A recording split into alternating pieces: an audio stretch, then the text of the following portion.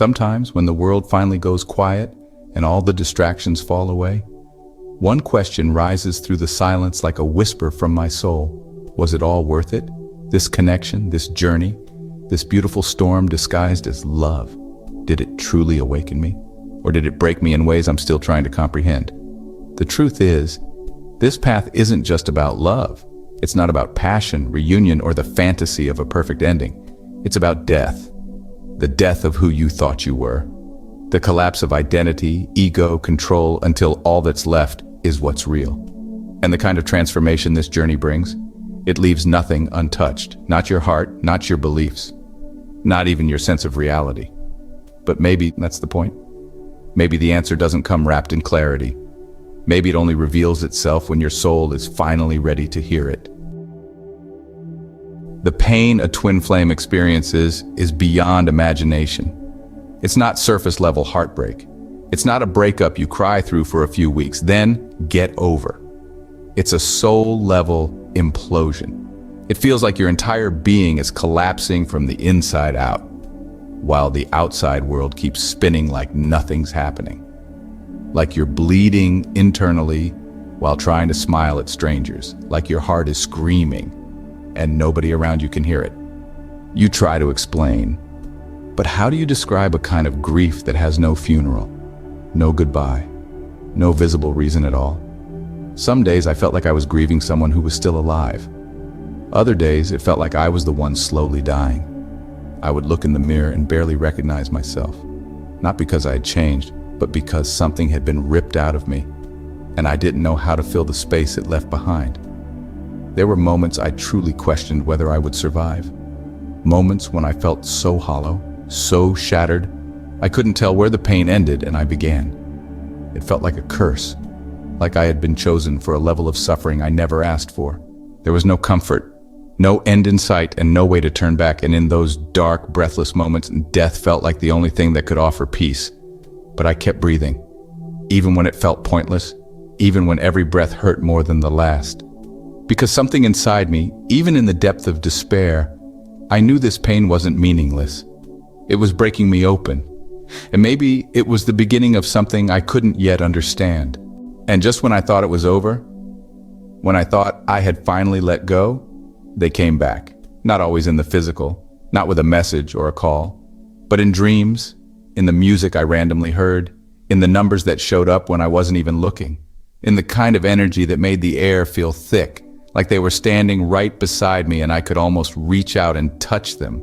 And just like that, I was back at zero, back to the beginning, back to the ache, back to feeling everything I had fought so hard to bury. It didn't matter how much work I had done. It didn't matter how much I'd healed, cried, journaled, surrendered. The connection would pull me back in like a current I didn't know how to swim against. It felt like emotional torture on an endless loop, healing, breaking, hoping, crashing over and over again. And in the middle of it all, I kept asking the question no one could answer. What is the point of this? Because if this isn't love, well, why does it feel so eternal? And if it is love, why does it hurt this much? At some point, the realization hit me we're never really in control, especially on this journey. We spend our lives believing we're the authors of our own stories, that we can choose who we love, when to let go, when to move on. But in a bond like this, a soul connection this deep, this ancient, those rules don't apply. What is meant for you will find its way to you, and what isn't, no matter how tightly you cling, no matter how much you give or sacrifice or suffer, will eventually slip away. You can fight it. You can scream at the sky. You can plead for clarity. Beg the universe to just tell you why. But eventually, something inside you softens. You stop trying to decode every sign, to plan every step, to control the outcome. You stop chasing, and you start observing. Not because you've given up, but because you've finally surrendered. And strangely, in that surrender, peace begins to arrive. Even when the chaos still swirls around you, even when nothing makes sense yet. Somehow, you begin to believe you'll be smiling at the end. Not because you fixed anything, but because you finally let go of needing to. Then came the silence. Not just physical silence, but soul silence. The kind of quiet that doesn't just fill the room, it fills you. No contact, no signs, no messages, just stillness. At first it felt like abandonment, like the universe had gone cold, like I had been left behind in the void. But slowly, I saw it for what it truly was. A sacred pause. That silence wasn't a punishment. It was an invitation. It forced me to sit with everything I had been running from, the grief, the fear, the expectations, the illusions. And as I sat in that stillness, something else began to rise. My own voice, not the voice of panic, not the voice of longing or regret, but something deeper, a voice that had been buried under years of noise and need. It wasn't weak, it wasn't broken, it was powerful, it was ancient, and it had been waiting quietly for me to listen. This path gave me something I never expected, myself. I learned to sit in solitude, not the kind that feels lonely, but the kind that feels like coming home.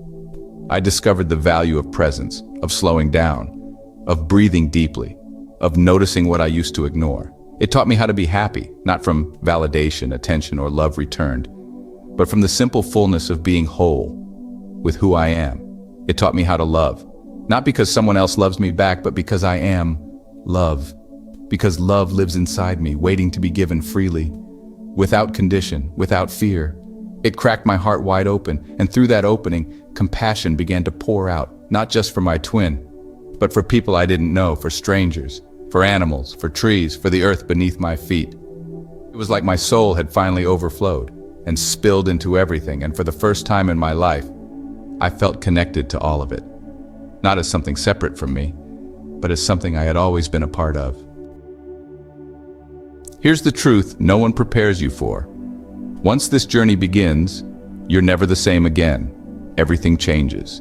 The way you feel, the way you think, the way you process love, grief, reality, existence. Your belief systems start to crumble. The religion you once clung to starts to feel too small. Even your logic, the mind you trusted, can't keep up with what you now know. You stop chasing things that once seemed so important. Success, status, validation, because you've tasted something far deeper, and nothing else compares. You walk differently, you breathe differently, you are different.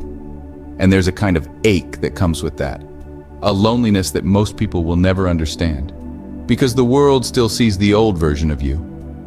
But that person doesn't exist anymore, and the one soul who truly could understand, your twin, is gone. And you're left standing in a new reality, wide awake, but completely alone. You ask yourself, what just happened to me? How do I live like this? How do I explain this to anyone? And then it hits you. This isn't the end.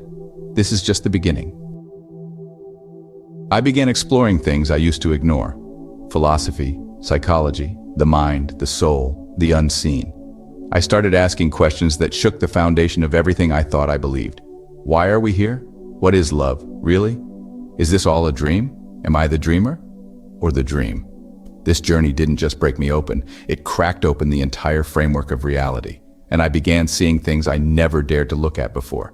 The invisible, the mystical, the patterns behind everything. And slowly, I realized this was never just about them. It was never about chasing or fixing or even reuniting. It was about me, about who I am, about why I'm here, about who I'm becoming. Through the fire of it all, even if I didn't ask for this, even if I didn't feel ready, the door had opened, and from that moment on, nothing would ever be the same.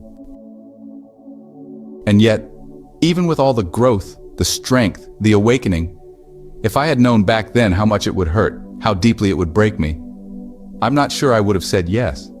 I probably would have chosen peace, a quieter path, a life without the storms, without the chaos, without the kind of love that shatters everything on its way in. Because when you're in it, when you're breaking, you're not thinking about soul missions or divine timing.